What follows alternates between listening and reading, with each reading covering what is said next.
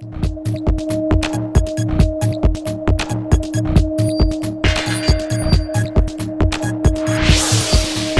back to Newsmaker Live. I'm Clinton Reynolds. We're discussing water and the proposed rate increases proffered by the National Water and Sewage Commission. And of course, you've had your voice in certain fora, but we'll give you another opportunity this evening to air your views and ask questions, things that you may not understand as yet or may not have understood as yet. You have the opportunity to ask questions. We'll be taking your calls very early this evening, just after we get through discussing the proposed rate increases. Now, the proposal from WASCO covers both water and sewage.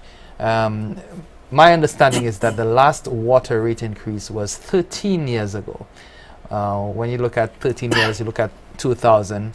In 2008, a barrel of oil, which, I mean, WASCO uses a lot of electricity, topped up at $147 or thereabout, when in 2000 it would have been probably under $40 a barrel. So, I mean, having that change and not adjusting the water rates to correspond with those changes would set WASCO back a bit. But let's go through, you know, the process and what the final proposal is. For the water, it is 66.15% across the board, and also for sewage, it is 140.3%. How did you arrive at those figures? Because there need to be a split between water and sewage. What we use as a split was 95% of the revenue requirement will come from water and 5% from sewage. Because you can appreciate that, I think, in terms of WASCO connectivity for sewage, I think it's less than 7%. I'm not sure if that number has changed, but it's 7%. So you realize that, and I know for a fact WASCO is not generating sufficient revenue for sewage. They're actually making a loss. So we had to consider that in terms of arriving at the final figure for our revenue requirements. So it was a matter of splitting it based on in terms of which one that is contributing the most. Now, it's also been said, Gigi, that treating sewage is much more expensive because this is wastewater, as opposed to treating, you know, river water to distribute. These are two totally different processes. I mean, wastewater requires a lot more involved processing because we're dealing with the pathogens and you know, stuff that could really cause major harm to life and health. But the process of doing that at the moment, we had that in the north of the country at the Beausejour plant. And that plant is not basically operating at its maximum, and it needs to function at a level where the water coming out of that plant meets certain environmental standards. And to do that, you need to do the required maintenance, do the required refurbishing of equipment and keep it up to date. At the moment, the wastewater revenues are not being generated sufficiently to keep that plant in tip-top condition. A lot of people have said that they're willing to pay extra for water, but this must be conditioned on an improved service. What are the guarantees, if any, WASCO is offering to consumers if this increase is to take effect? Okay, well, let me just take this in two levels. Initially, as the Commission makes an award, they also will engage WASCO, and in fact has engaged WASCO, to determine a standard of operation, to determine service standards, and to determine a time frame by which these standards can be met. And this is a subject still to discussion with ourselves and the Commission. At the conclusion of that, we will have a fairly clear timeline and very clear targets that we would have to be accountable to the Commission for. Having said that, to achieve these targets requires funding, all of which will not come from the tariff. Right. Apart from any tariff increase, WASCO would also need to raise debt to change plant, to replace things, as well as whatever it has retained from the revenue stream going forward. So in arriving at meeting the service standards, we actually need some time to do that because the tariff revenue will not be the only source that will allow us to meet the standards. So we're dealing now with the tariffs, we're going to now agree service standards and time frame. And we now need to be in a position now to raise additional financing to finance projects that has to be done so that we can improve service standards all around the country.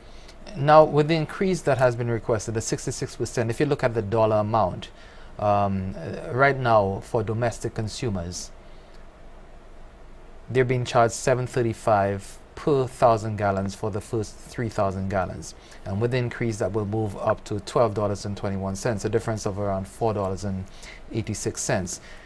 Will that amount of money, or the difference, the 66% increase in revenue, be enough to cause WASCO to function effectively? The Commission has awarded that based on the test year. And so these revenues will in fact cover the expenditure of that test year. So the assumption is that going forward, you will not have a deficit in your operations. However, business is not static. Things change. Which is why I'm saying that quite apart from the revenue stream, you need to improve your asset base, improve the functioning of the equipment, so you can improve your service standards. Also, we basically need to become more efficient as well. But then, to become more efficient, you must in fact invest. So I think we are at a starting point now where we can improve the service. So it is up to us now to raise the necessary funding over and above the revenue requirement from the tariffs to deliver on the service. Now, the Commission has said that WASCO had applied for a larger increase, but then, you know, given all the factors that you had to consider, it was thought that a 66.15% increase was adequate. Explain that process and why the 91% increase was not granted. For a simple reason, WASCO applied for an extraordinary review. You see, if it was a case where we had to deal with triennium, where you would have to consider WASCO cost of capital, where I think the Act also provide for a guaranteed rate of return on investment, that would have been something different. But with an extraordinary review, we are looking at some extraordinary factors. In WASCO's case, we're looking at the time frame from the time they had the last increase. We also consider Hurricane Thomas. We also look at the fluctuation in terms of price of energy. So it had to do more with the type of rate request that was made by WASCO as opposed to what was reasonable. You see, that I think that was the issue. The issue is that the rate type. Okay. Now, the public has been commenting, and according to the law, you know, you give them 2 weeks to comment on the proposal. Are you surprised in any way by the comments that have been coming out from the public? Or was it a shock to you that, you know, people were so opposed? Well, some people anyway, some quarters. No, I think, you see, most persons view water as a social good. I think that is the big difference between water, electricity, or telecommunication. They view it as a social good, and this is something that is very sensitive. But I think what is really necessary is to have open conversation, is to really engage the population so that they understand that the only way WASCO can really survive going forward is that they will need to get the necessary revenue. Because we have two choices, actually.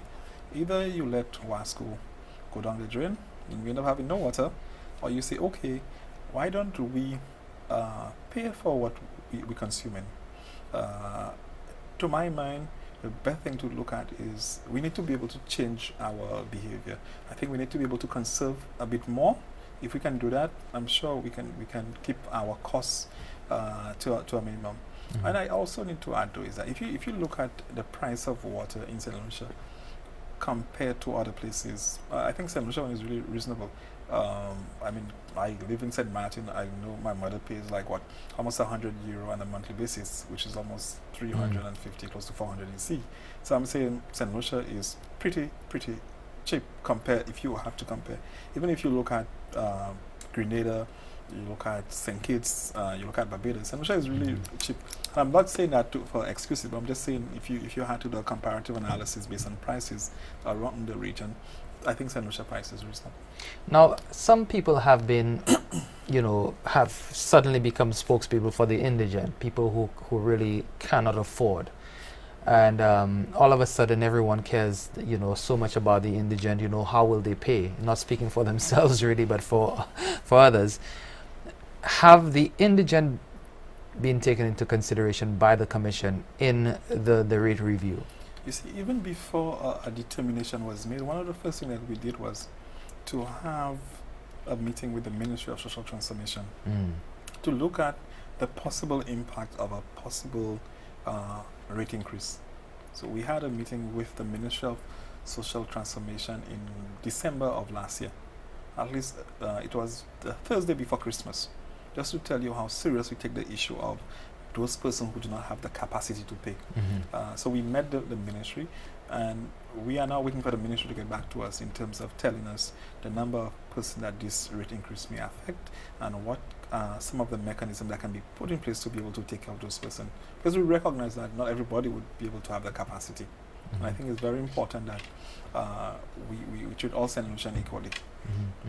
And talking about the increase, I know, JJ, that you have been around the place, and you know, comparing. You have also compared St. Lucia's rates with other rates in the Caribbean. What have you found? Yeah, we actually almost at the bottom of the region actually in terms of rates. A number of islands have actually increased their rates over the last couple of years, more than once. More recently, Dominica, Barbados, Grenada. So we seem to be lagging very far behind most of them. And our needs seem to be the greatest, you know. Well, not the greatest. I think, you know, water needs to be taken seriously. We need to place a value on it. And as Kelly said earlier, I think we need to make reasonable choices in terms of how we use water. I think we need to start appreciating that we should conserve water. It will also keep our costs down, and as well as take the pressure off the utility from investing in more water assets. So I think we need to just start making reasonable choices in terms of how we use water and how we waste it or not waste it. I know that you have had an issue with the rural systems, in particular Dennery. You know, if you consider Dennery, it's an area where you have peculiar and particular problems. How are you proposing to remedy the situation there or address it? Okay, I think we have spoken on this at length before. I mean, the priority for WASCO in terms of investment is in the rural districts, where we need to bring the quality of the water up to acceptable standard that we are happy with, and the consistent supply needs to come up. Most of these places needs significant investment in infrastructure and assets. So that is our priority, but basically we need to raise funding for that. The increase in tariffs gives us additional capacity to service any loans that we may raise to do these projects. So we are looking forward to being able to go to the market and find funding so we can initiate these projects as soon as possible. You're watching Newsmaker Live. My guest, Kelly Joseph. He is the Executive Director of the National Water and Sewage Commission, and Mr. John Joseph. He is the Managing Director of WASCO. Stay with us. We'll take our break. As soon as we come back, we'll be taking your calls. Stay with us.